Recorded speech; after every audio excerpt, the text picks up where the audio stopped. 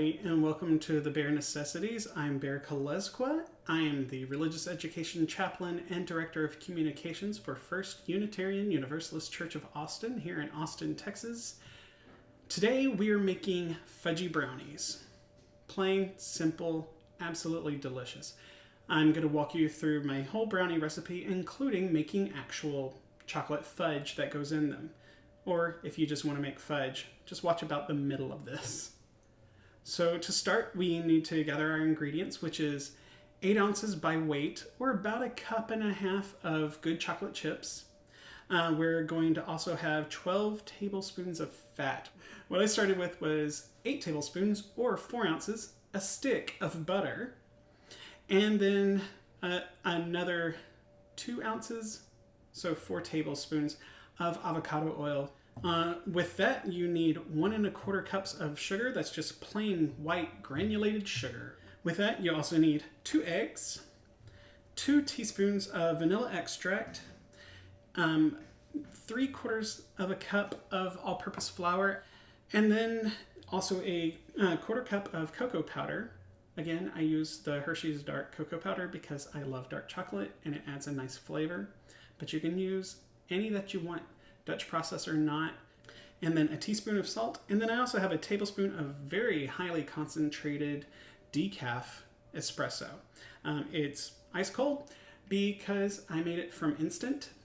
So usually for like a tablespoon of water, you would add just a few granules. I added equal parts, so 1 to 1. It's going to be very potent, but it adds this richness to it that just can't be skipped.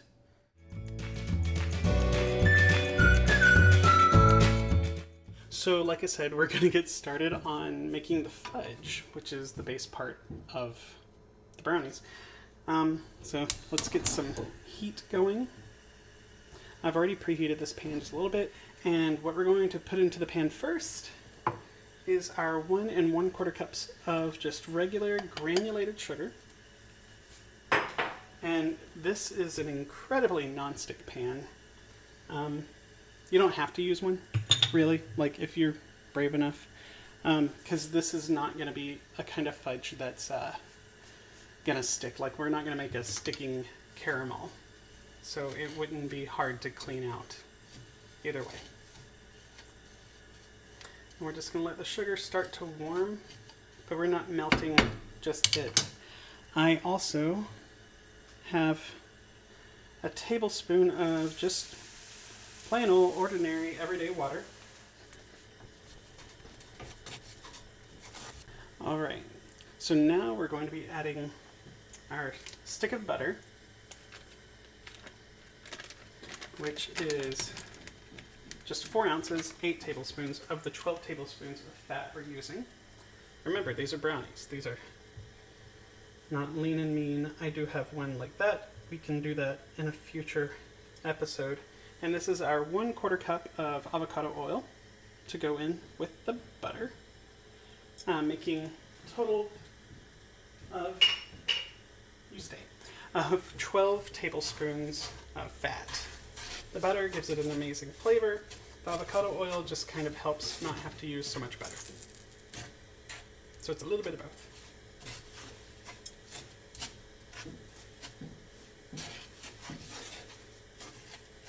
We're going to let that continue, and you will see crystals kind of start to form in this. That's fine, whatever. And I'm going to go ahead and grab our teaspoon of salt. What we're looking for right now at this stage is for the sugar to start just melting a bit. So it's got a little way to go as far as heat is concerned, because it is still granulated. So we still have a little bit of a journey. This is not a fast part. The sugar is starting to melt for us. It's awesome. And once we have a little bit of a bubble, we're going to watch the outsides. And once we have a little bit of a bubble going, I'm going to add our corn syrup that we have. Remember, this is the Caro corn syrup, and it's just 2 tablespoons. But Caro, as we said in Louisiana, or Caro, depending on where you're from, I prefer dark for brownies, but I had light. So we're going to get the benefits of the actual corn syrup and the chewiness that it gives, but we're not going to get that distinct, almost molasses flavor. Although personally, if I had some blackstrap molasses, I would have done half and half on that. All right, it's time for the corn syrup.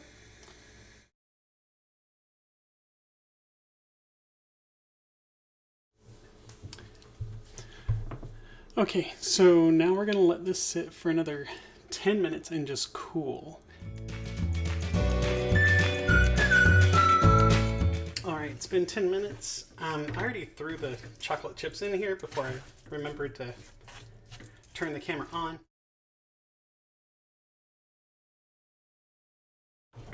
So now let's get back to the big counter and put the rest of this together. See you in just a second. All right, so now that we've walked through the fudge, let's get moving on the rest of the recipe. Simple enough, right? So we grab our fudge, which in the course of me filming more has set up a little bit more. It's cool. We have to pop it in the microwave for just 10 seconds to loosen it back up, because through the magic of film, this cooled off a little bit more. So it may have set up a little bit. That's fine. I can handle a little bit of extra work. Since you'll be doing this far faster than I would be, it's all right to just go ahead. All right, so I'm going to be cracking in our 2 eggs. All right, so moving on from technical difficulties, I have the 2 eggs in here, and let's just start mixing. While your fudge is still slightly warm, it's the easiest to mix in, and you're going to want to kind of whip this in. And while I was making the fudge, remember I said you'll come across the little chunks. This is about the time you'll start seeing them, and you could just go ahead and break them up on the side of your bowl. Or again, leave them and have lovely little extra bits of caramel there in the middle of your brownies. Really, it's delicious. So I've got those mixed in pretty darn well, and as you remember, the fudge kind of set up pretty nicely. So this is what it does. All right, to this, I'm gonna go ahead and add our 1/4 cup of cocoa. Come on, everybody out. Get that mixed in. All right, so your 2 teaspoons of vanilla. And then my tablespoon of strong coffee. You can just use like leftover day-old coffee. It's fine. You just need a little bit. So those are mixed in. And if you can't tell, this has gotten remarkably darker.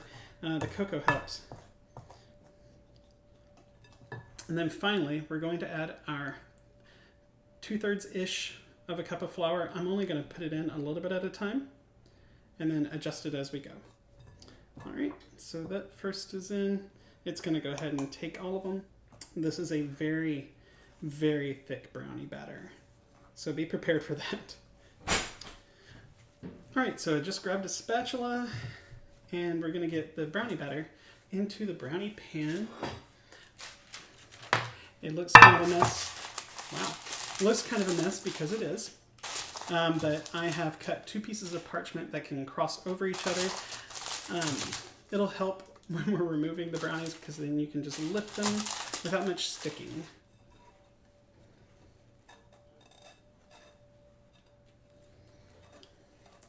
All right, and we just get this in the pan. And what I have here is just an 8x8 brownie pan. This is a ceramic one. If you're going to use ceramic, little word of advice, because I've had to replace this one, make sure it's about 2/3 of the way full when you're going to bake in it. Otherwise it heats unevenly and then it might crack while you're making brownies. All right, let's make sure it's kind of pushed all the way to the edges. And as it cools, it will set up and it will look a lot like actual fudge. You don't want to eat this, not with raw eggs in it. And we are going to bake this just starting at about 30 minutes, and then we'll check it from there. You're going to have the split top, and then a really moist center, but we need the center to be only softly set. Then we'll take it out and let them sit, and they will finish baking just from the residual heat. So I'm going to pop these in the oven, and I'll see you right back.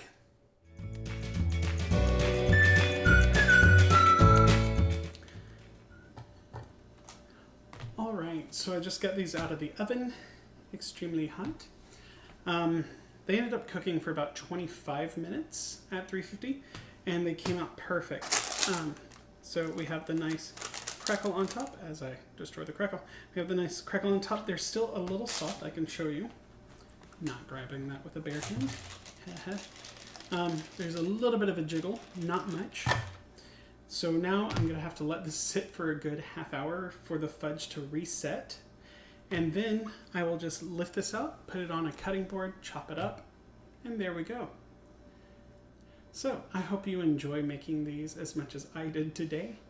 These brownies are an absolute treat for my family, and if I get a tiny little corner, it's kind of a treat for me too. I will see you next week. Until then, bye.